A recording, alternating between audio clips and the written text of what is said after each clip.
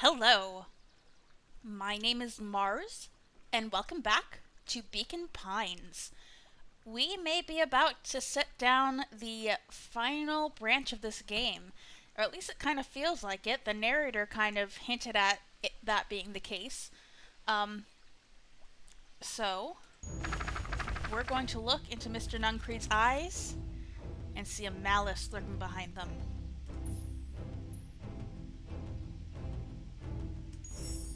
There was a malice lurking behind those eyes, like a trap ready to spring.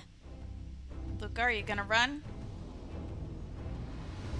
Luca felt the weight of Nuncreed's hand on his shoulder. Something wasn't right. He didn't know why, but something was telling Luca to get out of there. I just want this to all be over. Of course, I'm sure it will all work out soon enough. I should get going. I told Roxy I'd check for Rolo at the treehouse. Luca twisted free of Nuncreed's grasp. Of course. Luca, you know your dad and I were good friends back in the day. You can come to me with anything. Anything at all. I think not. I guess we're looking for Rolo with Roxy now? Hi, quote-unquote, Solomon. These festival decorations are a bit humdrum. Now, if I were to throw a festival, it would be a thing to behold.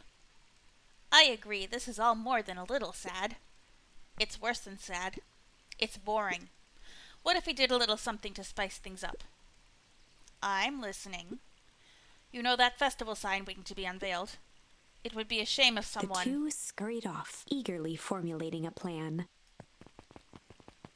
Who is that other child? Are we supposed to realize who that is? He looked down and muttered in a gruff voice. Mama always told me my problems would look smaller once I grew up, but my problems always seem to grow right along with me. Heavens, I sense big trouble ahead. Oh boy, oh boy. Identify yourself, please. Nellie Modwill. I work here now. I am unable to locate you on our staff roll. Oh, I don't officially start until tomorrow.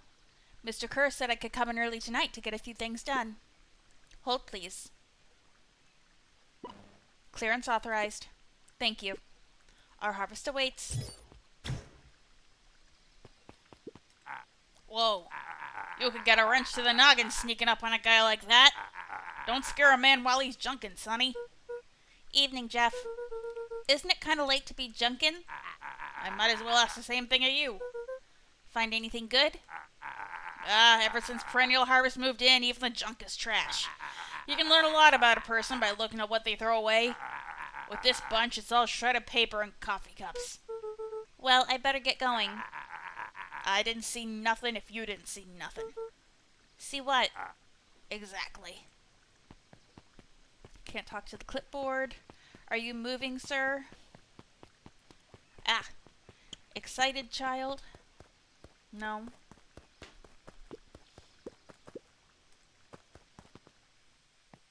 Hi, fisherman. I did all of the fishing. The whole fishing side quest. Oh, is there someone in there? Rolo? He aired a long holler into the woods. Rolo! Rolo, wherever you are, I hope you're okay. Luca felt his eyes getting heavy and plopped into the beanbag. He conceded to its lumpy embrace. Wait at the treehouse in case Rolo shows up. Sure. Once again, Oh no. Luca found himself in a vast black expanse. The dream music. This time, he knew exactly where to go. He took a single confident step forward. The world flickered and pulsed. He found himself standing in front of the frigid air of a blazing campfire. The source. Of course. He plopped down cross-legged and gazed into the cold flame, waiting. Soon enough, the fire began to die out, popping sporadically, until all that was left was a single ember. Luca stood up and dusted himself off. He plucked the glowing ember from the cold ash, examined it, and slid it into his pocket, a keepsake. The voice of his father spoke behind him. "You made me proud, Buckaroo." Luca turned to face him. "Dad, what is this place?" A warm grin grew across his father's face.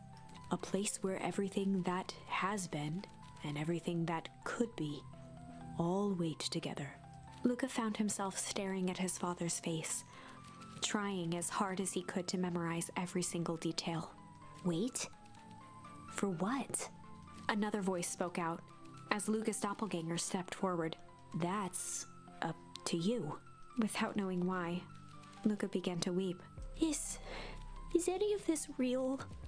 Are you real?" Luca's father bent down to smudge away a tear. "Of course. I'm as real as the part of you that misses me." Luca turned to look at the older version of himself. "And you?" The doppelganger choked back tears. "I'm as real as the part of you that's angry he's gone." Does that make sense? Through his tears, Luca laughed. "I think so." His father pulled him in for an embrace. "Time to go, Buckaroo." Luca was startled from his dream by a banging on the floor. Are you in there? A commanding voice rumbled from below. Just as Luca sprang to lock the entry hatch, the door knocked open. Uh-oh. Who is it? Chapter 5. Dangers Big and Small. Luca stumbled back. He heard the rope ladder creak under significant weight. Keeping his eyes fixed on the hatch, he inched backward to the balcony. As his hand grasped the door handle, Luca froze. A large figure clumsily wriggled up through the hole.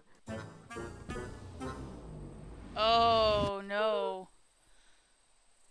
Stop right there, or I'll...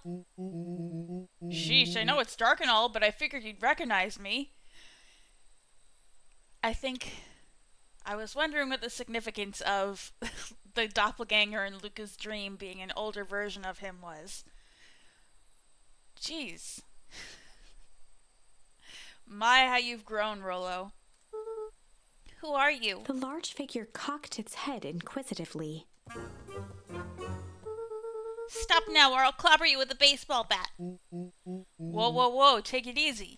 Luca, you need to get your eyes checked. It's me, Rolo. Nice try, but I know you aren't Rolo. You're like one of his random uncles or something. Where is he? Uncle? Luca, quit messing around. It's me. If it really is you, prove it. Flaming chicken coop, Luca. Oh, he doesn't even have his suspenders anymore. Oh, that's so sad. Luca's jaw dropped. He peered more closely at the man standing in front of him. Something about him was undeniably Rolo, only bigger, older, changed. How? What happened to you? When I was running away, I ran into more people in those yellow suits. They grabbed me and dragged me away.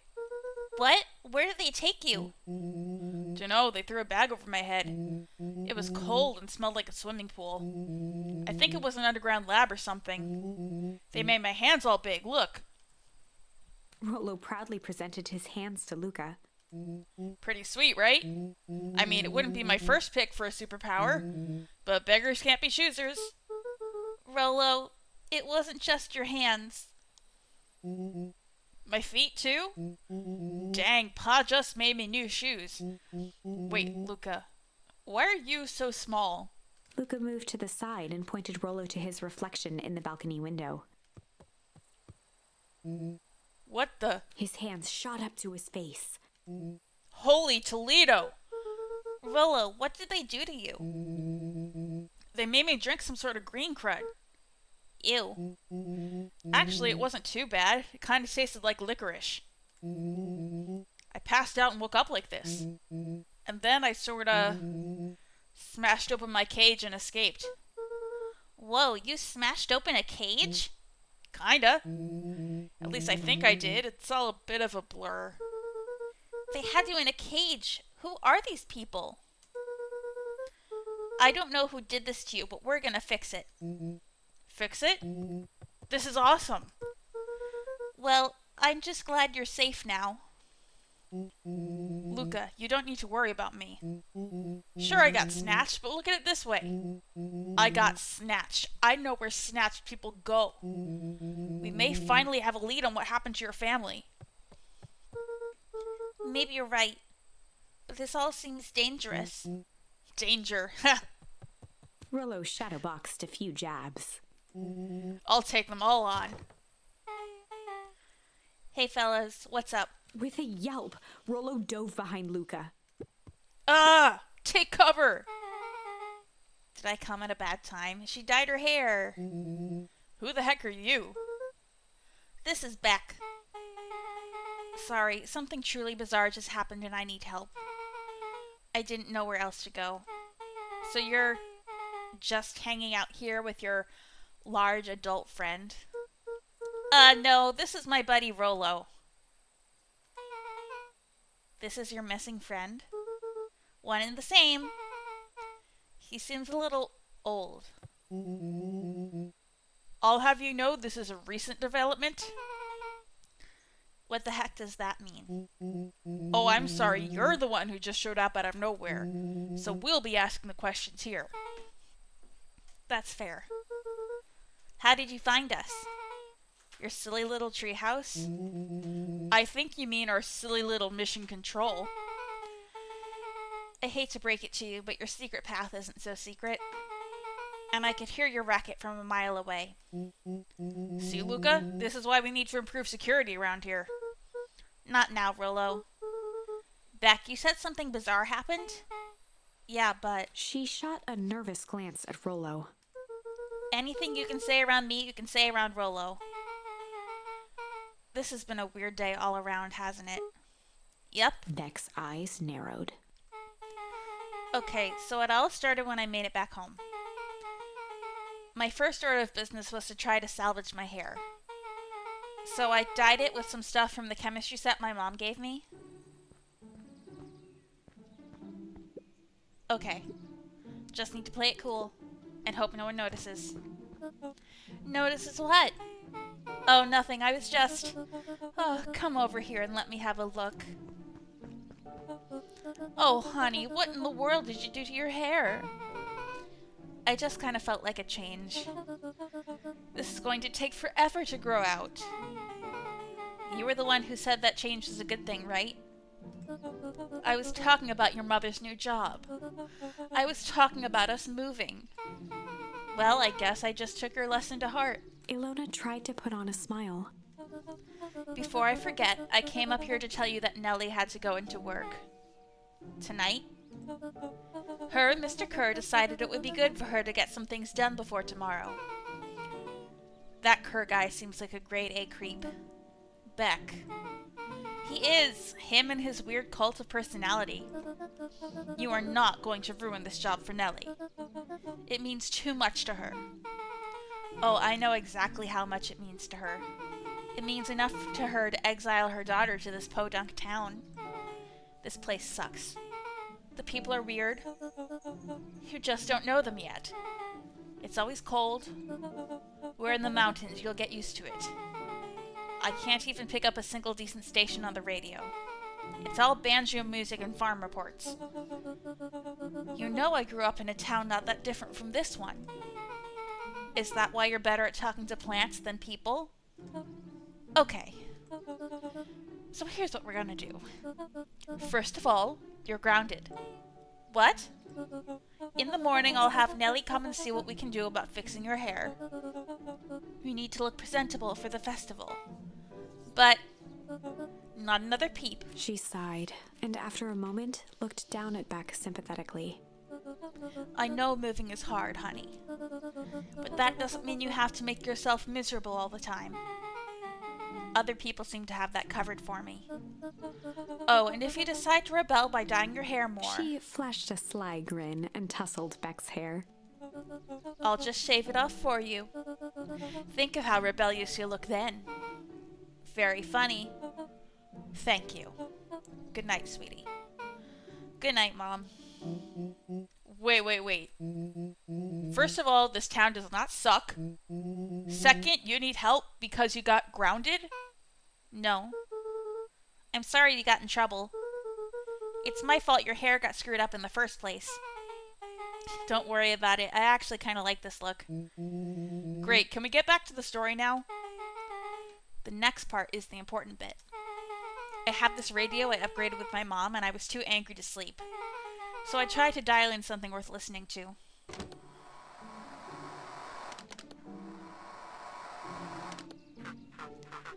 Mr. Kerr, are you there? Walkie-talkie? Mr. Kerr? Yes, I'm busy. What is it? Apologies, I have the founder on the line.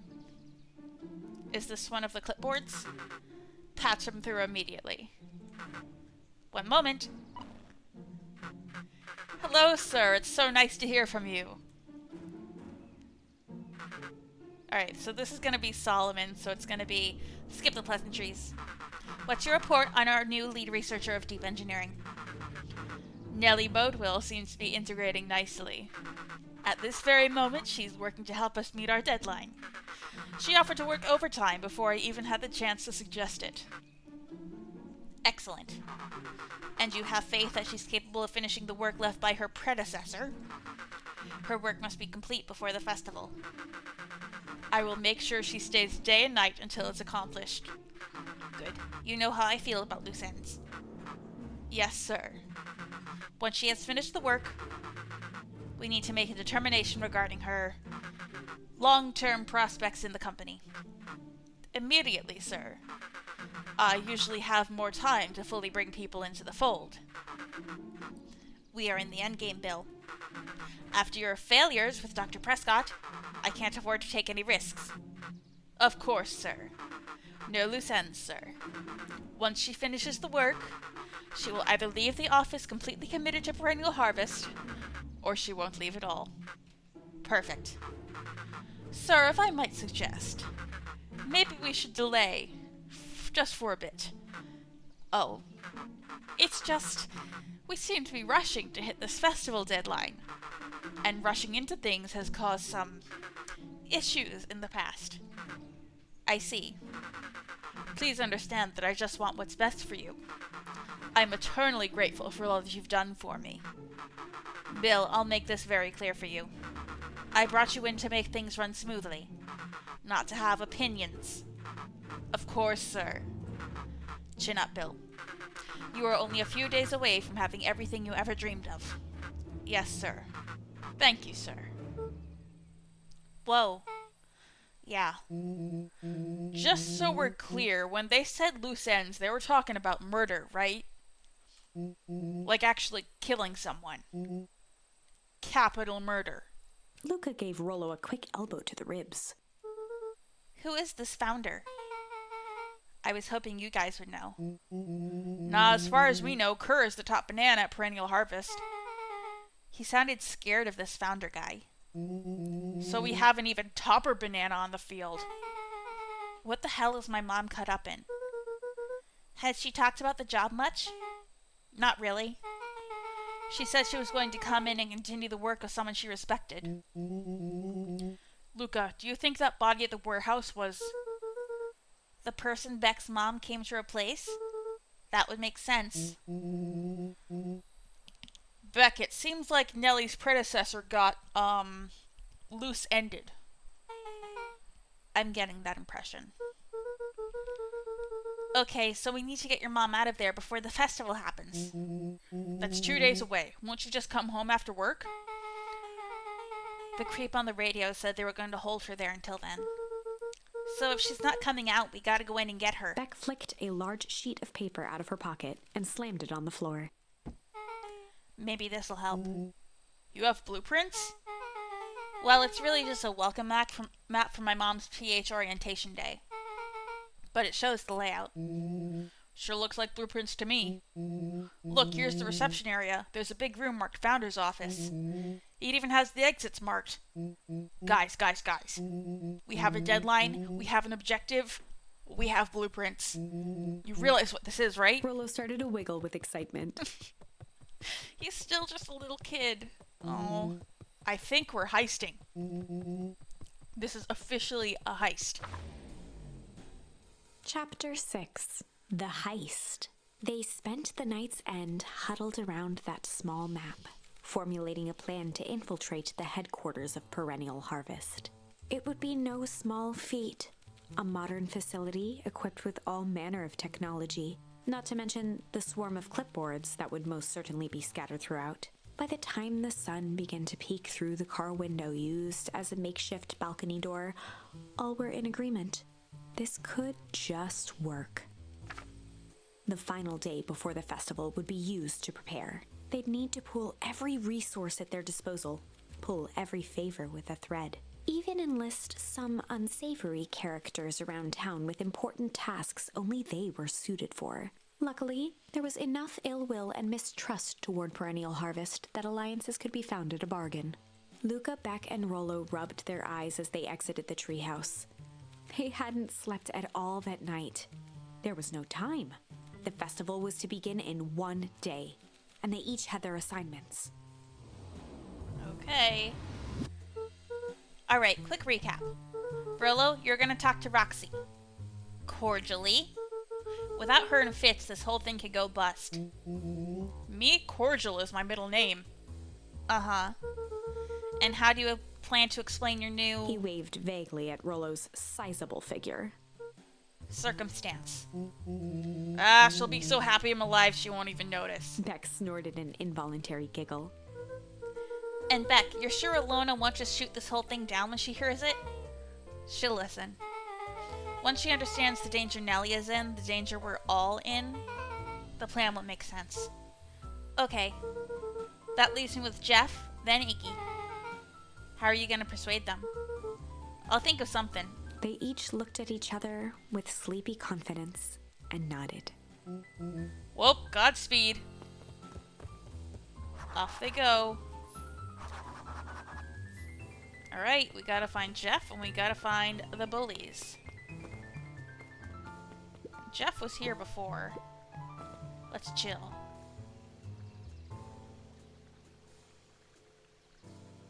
Okay. Where might Jeff be now? Is there a hint in the junk? Nope. Anyone at the coffee house? Nope, just the girl studying.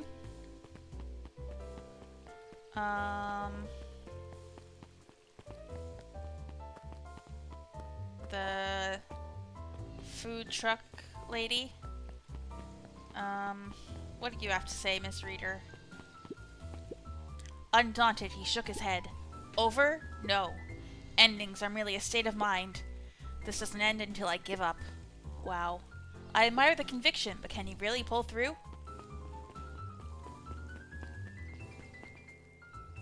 Alright, Dawn's asleep. Oh! You ever wonder why an agricultural company employs an army of survey takers? The clipboards? They say they're just trying to make us happy. Do they want to make us happy? Or just figure out what makes us happy? An important distinction. I can't go into the diner. Oh, when am I going to be able to finish that food minigame?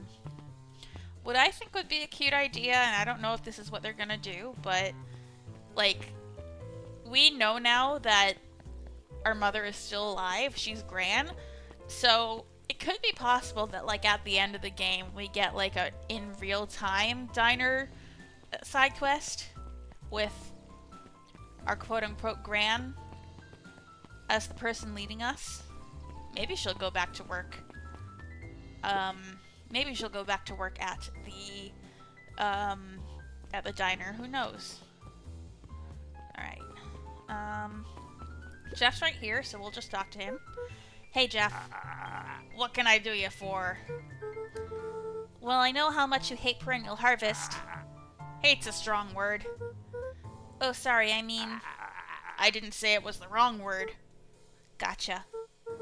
So, we're gonna break into their headquarters, and I thought you might be able to help. Jeff wheezed out a long snicker. You see, I knew you kids were alright. Great, so you help me? The joy in Jeff's face drained instantly. Not a chance. But give me one good reason I should risk my hide aiding and abetting you rascals. Looking into the sullen eyes of his would-be accomplice, Luca blurted out the first word that came to mind.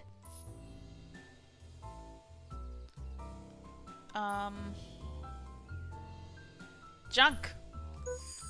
Junk! Yeah, what of it? Sonny, I've got more junk than King has copper. Ain't interested. Luca wasn't ready. He shouted out. Okay, so... Crooked? Ah, they're all crooks. Like cockroaches. Stamp one out and another comes scurrying along to take its place. Fight? I've done enough fighting for one lifetime and more than my share of losing. Time's come to hang up the gloves. Hide! Jeff's brow perked up. What'd you say? Go ahead and hide then. Oh, reverse psychology, I see. Sensing some traction, Luca carried on with vigor. Let a bunch of kids do what needs to be done. We're not afraid. Jeff's scowl faded with a sigh. Say what you will about old Jeff, and they all do, but you'll never hear him say I hid from nothing. One good stomp of the foot was all Jeff needed to drive his point home. What was it you kids needed? Some sort of disguise. I've got just the thing. And while you're at it, that crate should come in handy. This ain't gonna be free, you know? I'm thinking 5 bags of sour gob should cover it. Put it on my tab? Luca offered out his open hand to seal the deal. With a firm and dusty grip, Jeff reciprocated. Done. Swing by first thing in the morning. Alright. So where are we gonna find the bullies? Not the library. Not the drugstore. We don't want to go there. Probably not this way. Oh! Never mind. There they are. Hey, Tish, look who it is. Luca, are you here to try to tickle us to death again? Look, just hear me out. Iggy raised an eyebrow suspiciously. We're listening. Iggy, I know we've both been giant bags of shit to each other. Iggy gave a reluctant shrug. You're not wrong. But lately, life has been kinda strange. Strange, hard, or crooked? Strange. Strange, you know? Iggy considered the point. Things have been weird around here. So I'm offering a truce and asking for your help. What do you say we break bread? Break our hostilities, at least for now. We do like breaking things. Even if a truce means less breaking things. What if I told you there was a way to have a truce and break stuff? Go on. I need you to cause a distraction so I can sneak into Perennial Harvest HQ. A wild-eyed grin spread across Iggy's face. My, Luca Van Horn, I'm impressed. And after this is all done, maybe you and Tish can come hang out at the treehouse sometime. Iggy glanced over to Tish, who nodded in agreement. Yeah, Iggy wants friends. We know this. All he has is Tish, and he loves her, but she's not much of a conversationalist. Fine. But not because we want to see your crappy treehouse. We just like to cause chaos. With a quick nod, Luca was off. Alright.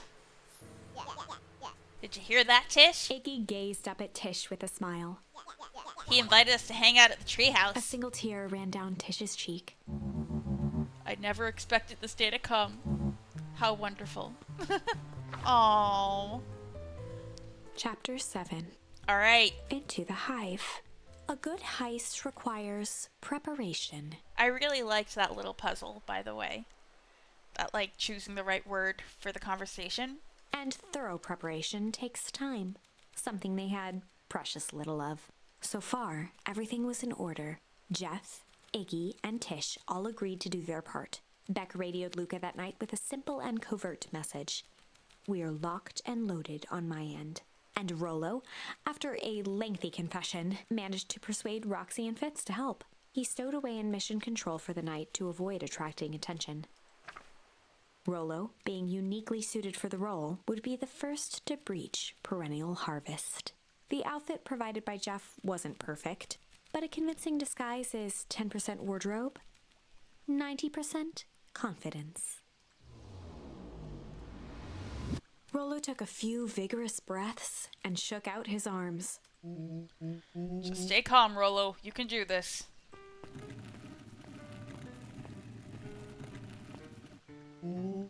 Got your delivery here.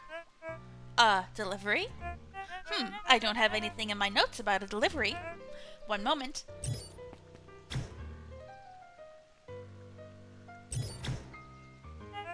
I'm so sorry, but there's no delivery scheduled for this morning. Right. He had to think quick. That's because this goes directly to the founder. He asked that it be kept secret. Rolo sighed, adjusting his tool belt. You know how the founder can be. I suppose we can leave this one off the records. How are you gonna get that in the door?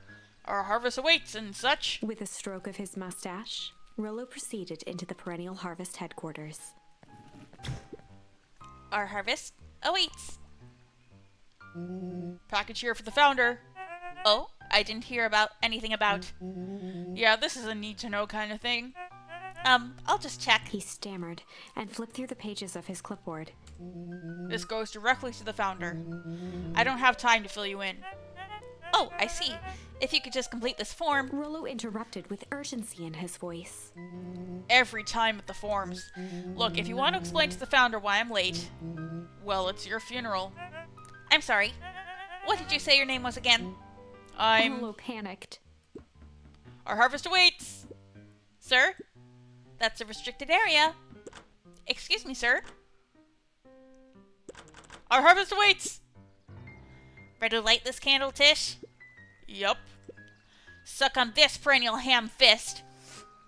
The fireworks! Woo! What was that? The distraction was enough for Rolo to regain his confidence. Just open the damn door. I've got a job to do. The clipboard fumbled around in a frenzy. I should check on that noise. Oh, come on. Just buzz me in already. Okay.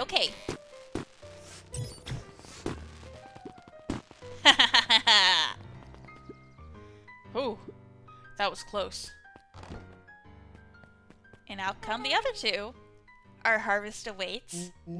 Hey, I figure, when in doubt, stick with the classics. Well, that was a close one. But you pulled it off. Nice work, Rolo. Alright, everyone knows what to do? Yep, deep engineering is to the north. I'll go with Beck, in case she needs some muscle. I'll head east to the founder's office. You two be safe. Alright.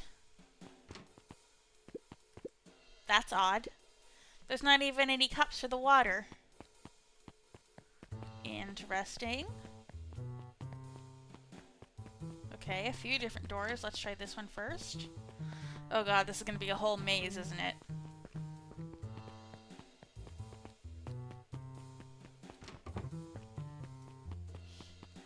I'm gonna get so lost. Solomon? Solomon stopped in his tracks. Luca? What are you doing here? It's a long story. Are you okay? A veneer of confusion flashed across Solomon's face. I mean, he was coming out of there. That might be the founder's office. His words rushed out dramatically.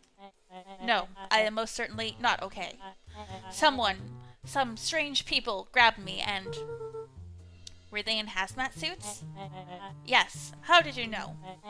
They brought me here and locked me up, and when they were distracted, I ran. Dang. Okay, you should stick with me. We've got a plan. Solomon's facade briefly faltered. We? Yeah, Rolo and Beck are headed to deep engineering. Thank heavens you found me.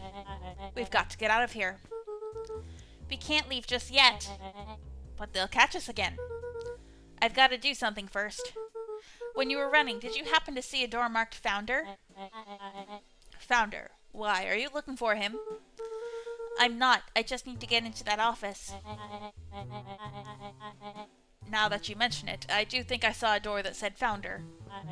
It was just down this way. Luca happened to notice a plaque above the door. Office of the Founder. Knocking comes with consequence. Oh, here it is. So it is. It's pretty lucky that I ran into you, or else I might have missed it. Truly fortunate. Luca tried the handle. Locked. Solomon leaned forward to examine the mechanism. Regrettably, it seems to be some sort of electric lock.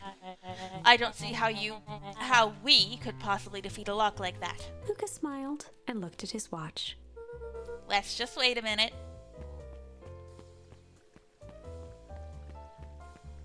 Here comes Alona with a shovel. I don't know what sort of funny business you're up to, but I like it. She mimed a quick hat tip and ambled off with a whistle. Howdy. Good afternoon. The light on the keypad changed from red to green.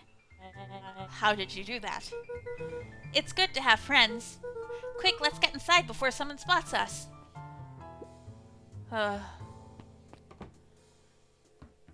Luca switched on his walkie-talkie. Rolo, I'm in. As expected, there's a control panel. Great timing. We're stuck at a locked door marked 24601. Like Jean Valjean? 24, or was that 28601? I know it's... Okay, need you to get us through. It sounded very similar to a musical theater thing, don't mind me. What if someone catches us? We should get out of here. I'm not leaving my friend, Solomon. On the computer screen, a green cursor blinked in a password field. Surely you don't have a way to get around the password. Luca pecked out his best guess. Underground secrets. The screen blinked to life. Columns of green numbers glowed on a black background. How did he know that? That was from the opposite branch. How did he know that? The hell? Is there a morphogenetic field in this game? Are we becoming aware of things we've seen in other branches? Is that what's going on? How did you just guess that? Oh, it's this absurd password Rolo heard when he was down here before. Oh, okay. It's funny how someone arrogant enough to call themselves the Founder uses such a basic password. Or they were thinking several moves ahead, not expecting anyone to guess something so simple. These villain types always end up outsmarting themselves. Solomon's jaw clenched into a half smile. Your powers of deduction are as impressive as your luck. Luca quickly scanned the columns for number 24601. Rolo, I think this should do it. Bingo bango, doors open. Luca, you never fail to impress. What is that slippery lout even doing down here? We have a friend whose mom is in trouble. We're here to get her out. I see. Okay, Luca, I think we're close. The next door is marked 13806. Once again, Luca scrutinized the numbers on the screen. In that moment of distraction, Solomon reached forward and pressed a large red button. Maybe this one opens the lock. Crap, we've got company. Luca, must go faster. One sec, I can't think with all this noise. He quickly skimmed the screen with his finger. Here it is, 13806. Go, go, go. Curse these fumbling hands. My apologies, Luca. Don't beat yourself up. I knew we were just trying to help.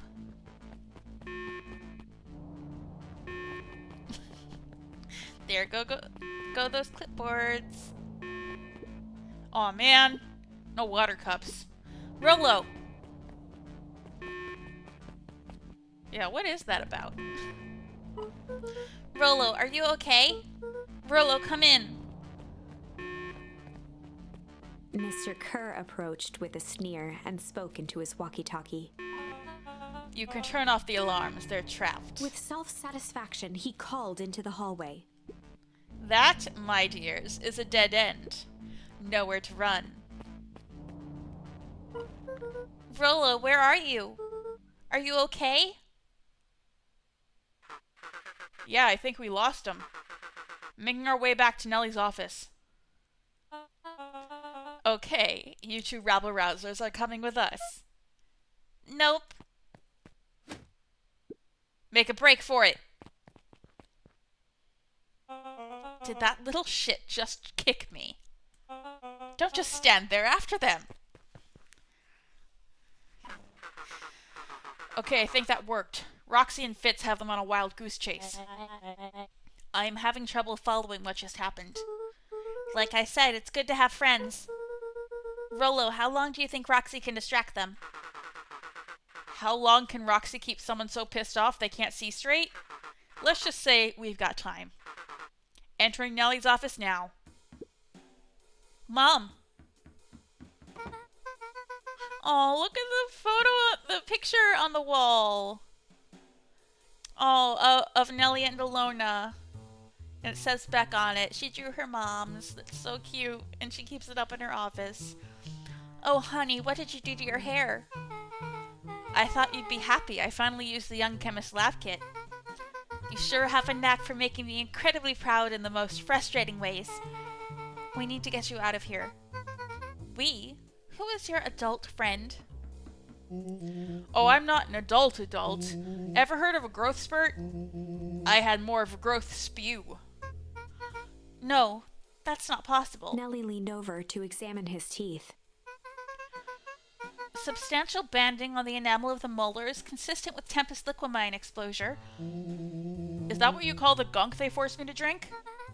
You drank it. Oh no.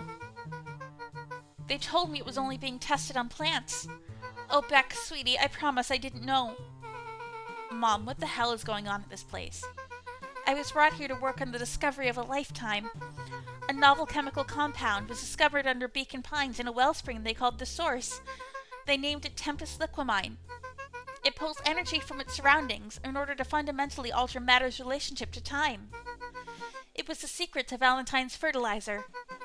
They harvested the source, infusing small amounts of Tempest liquamine into the product. It worked wonders, drastically accelerating plant growth. Crops would be ready to harvest in a fraction of the time. But it led to complications. The foul harvest. Perennial Harvest came in to clean up the mess, to succeed where Valentine failed. Yeah, because it made the crops grow too fast, so fast that they died sooner than they would have otherwise. But Tempest liquamine is rebellious.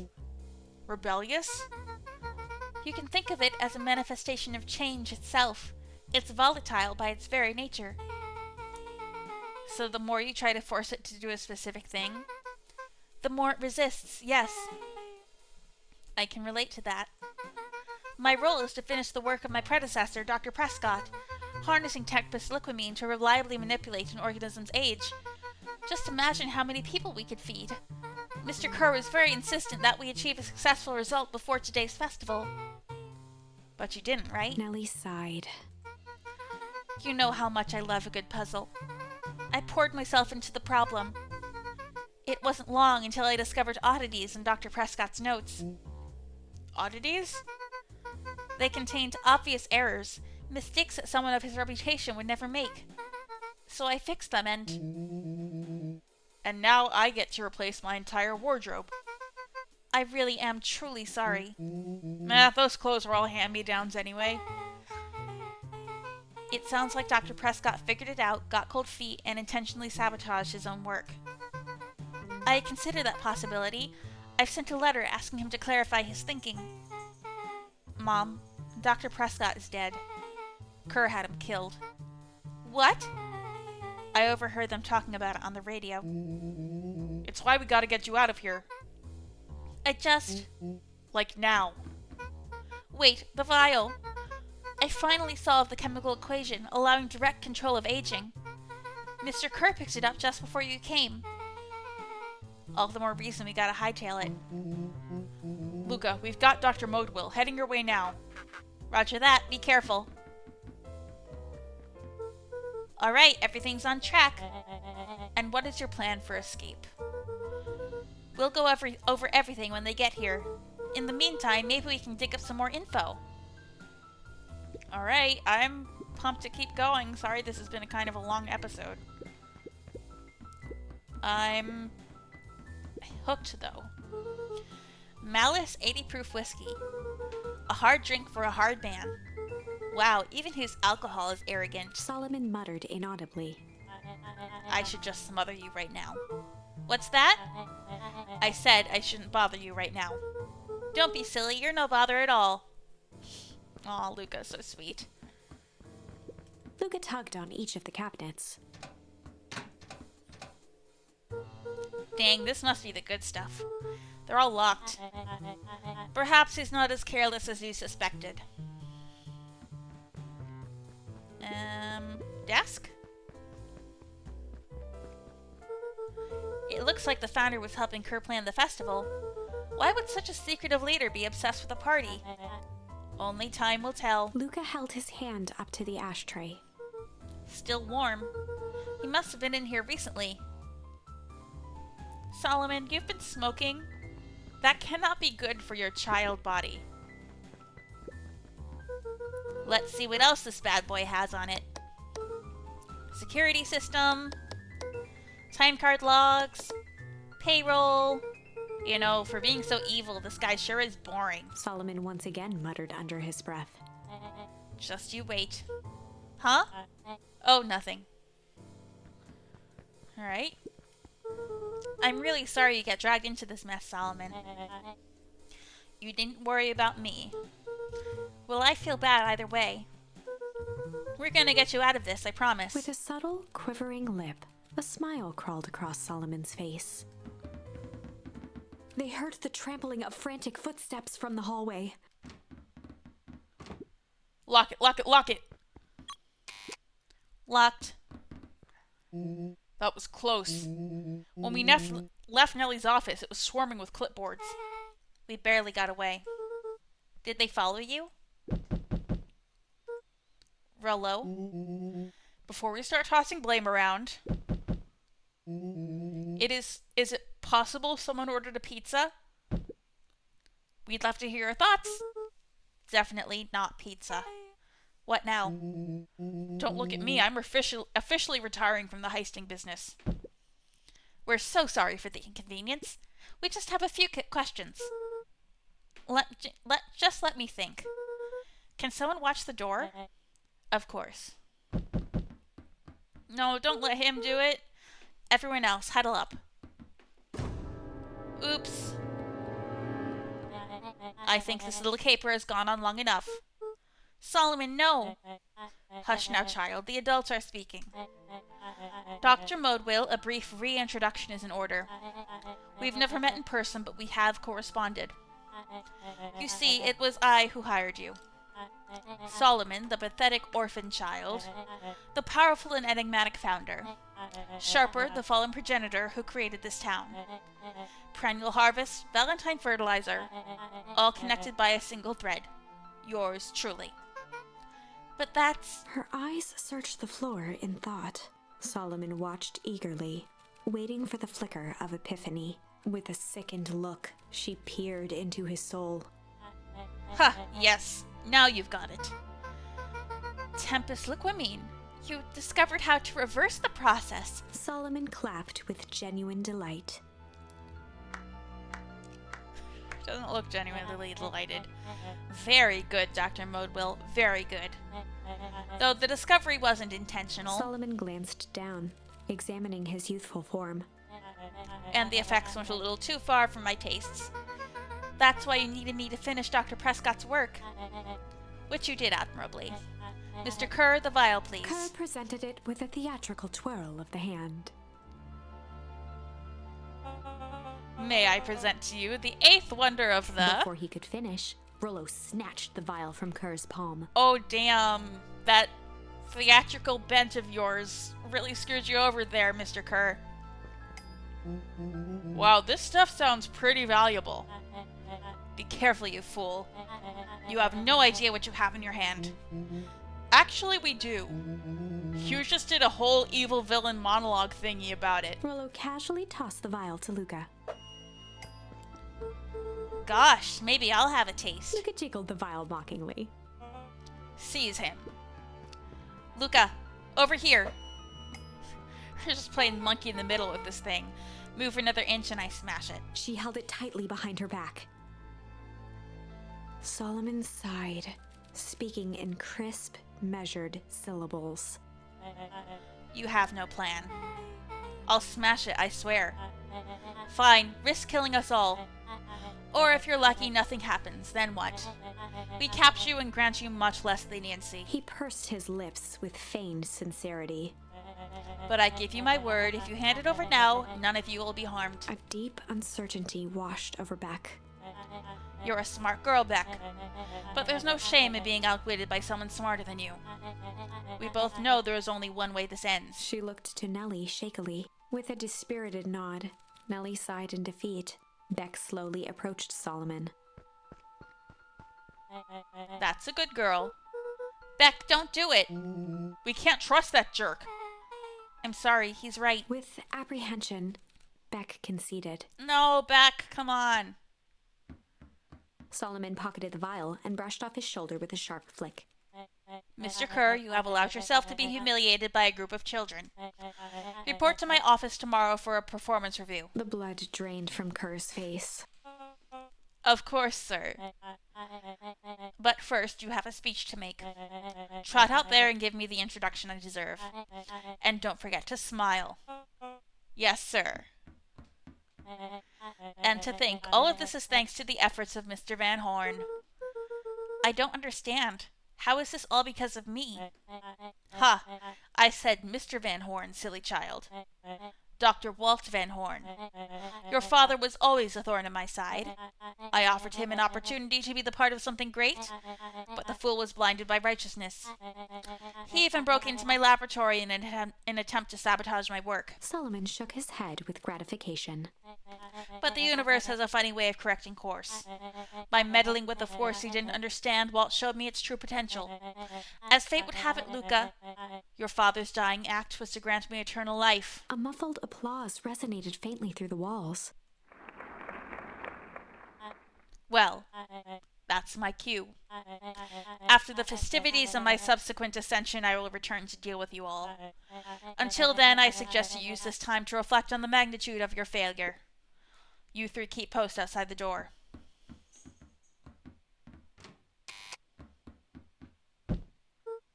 Well, crap. Okay, let's see. I've been recording for a long time, and I think it just saved. Oh, that was a lot of information. We finally know exactly what Tempus Liquamine is. We're starting to get an idea of why Solomon looks the way he is. Why he's a child, although we don't know the definitive answer, only that it's somehow Walt's fault.